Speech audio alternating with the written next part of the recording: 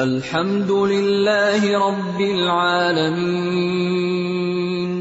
تعریف اللہ ہی کے لیے ہے جو تمام کائنات کا رب ہے۔ الحمد للہ رب العالمین والصلاة والسلام علی سید المرسلین وعلی آلہ وصحبہ اجمعین۔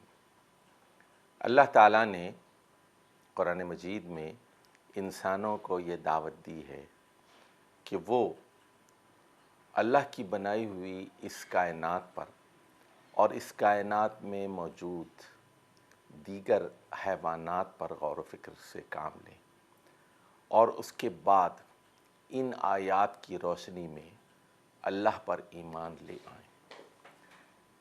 آج اس سلسلے کی 2 آیات آپ کی خدمت میں پیش کی جا رہی ہیں۔ سورۃ الانعام کی آیت نمبر 38 اور آیت نمبر 39۔ اللہ سبحانہ و تعالیٰ فرماتا ہے، اعوذ باللہ من الشیطان الرجیم، بسم اللہ الرحمن الرحیم، وما من دابۃ فی الارض ولا طائر یطیر بجناحیہ الا امثالکم ما فرطنا فی الکتاب من شیء ثم الی ربہم یحشرون۔ فرمایا گیا، وما من دابۃ فی الارض، زمین میں کوئی جاندار ایسا نہیں ہے۔ دابہ ویسے تو رینگنے والے جانوروں کو کہتے ہیں، لیکن اس سے مراد تمام جانور۔ تو فرمایا گیا کہ زمین میں، پورے کرۂ ارض زمین میں کوئی بھی جانور ایسا نہیں ہے۔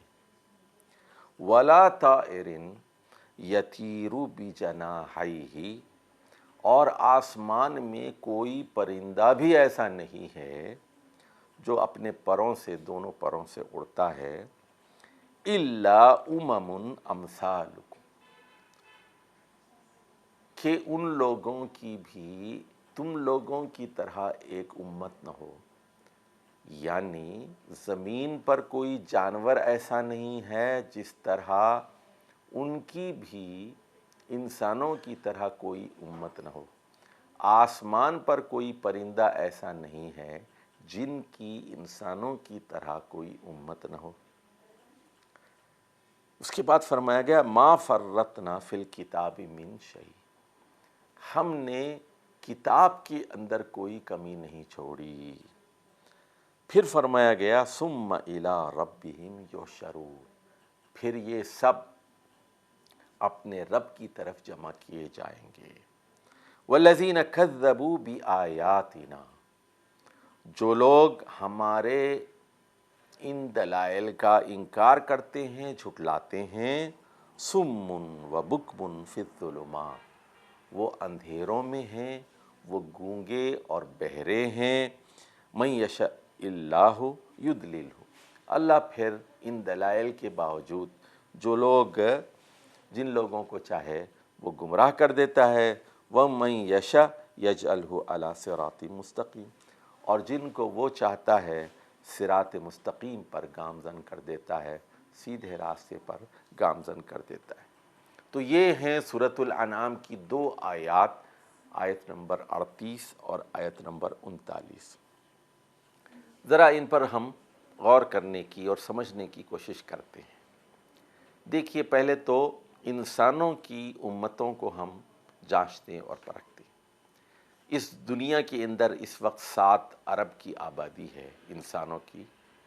یہ سب حضرت آدم اور حضرت حوا کی اولاد ہیں، لیکن ان میں کچھ ایسے ہیں جو بالکل کالے ہیں، نیگرو ہیں، اور کچھ ایسے ہیں جو بالکل گورے ہیں، جس طرح ہم ان کو امریکہ میں اور یورپ میں پاتے ہیں۔ کچھ ایسے ہیں جو درمیانی ہیں، یعنی گوروں اور کالوں کے بیچ ہیں، جیسے ہم ایشیا کے اندر لوگوں کو دیکھتے ہیں۔ پھر کچھ لوگ ایسے ان میں سے ہیں جو چپٹی ناک والے ہیں، پیلے رنگ والے ہیں، جن میں چائنیز ہیں، ویتنامیز ہیں، جاپان کے لوگ ہیں، وغیرہ وغیرہ۔ تو انسانوں کی بے شمار قسمیں ہیں۔ اچھا، اس کے بعد پھر ذرا ہم مزید غور اگر کریں گے تو یہ دیکھتے ہیں کہ انگریز بھی گورے ہیں اور فرینچ بھی گورے ہیں، اور اسی طرح جو ناروے اور سویڈن اور ڈنمارک کے گورے ہیں وہ بھی مختلف ہیں، لیکن ان کی نسلیں مختلف ہیں، ان کی ناک مختلف ہے، ان کے چہرے مختلف ہیں، ان کی پیشانی مختلف ہے، ان کا قد مختلف ہے، اور ان کے اندر بھی بہت زیادہ اختلاف پایا جاتا ہے۔